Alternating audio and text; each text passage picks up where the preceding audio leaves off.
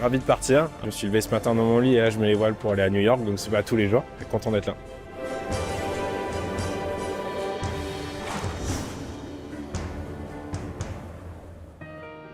Dimanche matin à Lorient-la-Base, le soleil réchauffait les cœurs des 48 solitaires de The Transat CIC au moment de quitter ses proches et de partir à l'assaut de l'Atlantique Nord.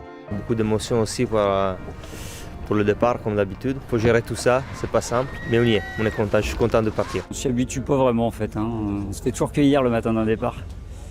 C'est jamais anodin d'aller faire ce qu'on va faire. Dans un balai parfaitement réglé, les 13 classes 40 étaient les premiers à quitter le port, avec toujours un trop-plein d'émotions à évacuer rapidement. Du côté des 33 IMOCA, on s'inquiétait plus du grand froid à venir. Je pense qu'on va rentrer très vite dans le vif du sujet avec ce vent qui va descendre du nord, qui va être très froid. C'est plutôt ça qui m'inquiète. Est-ce que j'ai pris assez de bonnets? Parce que nous, on n'a toujours pas mis de système de chauffage, tout ça, toi. Je pense qu'il va faire relativement frais.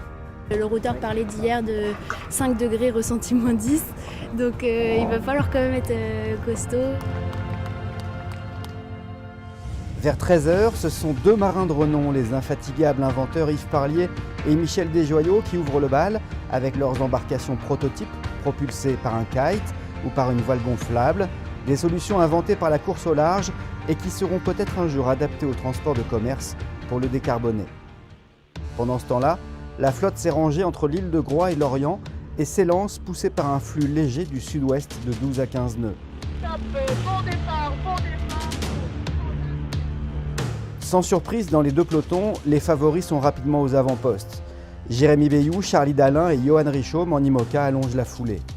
Ambrogio Beccaria, Yann Lipinski et Fabien Delahaye en classe 40 donnent le tempo. Les deux voiliers vintage de Patrick Izoard et Rémi Gérin sont encore au cœur de la flotte. Après une dernière marque au sud de Groix, il est temps de prendre le large et remonter au près vers la Pointe-Bretagne, puis la mer Celtique, cap sur l'Irlande dans la nuit, avant de rêver à New York. Et là, on va tricoter le long de la côte bretonne pour ensuite aller faire un gros bord vers l'Irlande. Je suis vraiment content, voilà, parce que c'est beau d'être sur la mer. Avec des matchs à tous les étages, la course à l'Amérique est lancée.